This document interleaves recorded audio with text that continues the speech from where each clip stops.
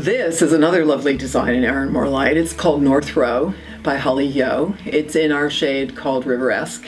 Riveresque is just on appearance here. It looks like it's made this beautiful chambray color of blue.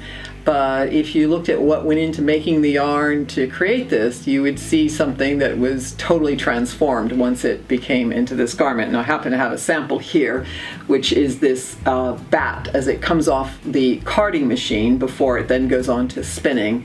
And you can see the multiple colors. There's a green here, although when you look at this yarn you don't see green, although if you look closely you might see a small green bit, and the dark navy spots will create the little dark spots that you see every now and then. But overall it reads this beautiful pale blue with a richness and a depth of shade that is just transformational, because it goes from this to being split, multiple splits here, these that get stretched out to the thickness that's appropriate for the yarn weight, and then twisted into what is right here, which is the actual yarn.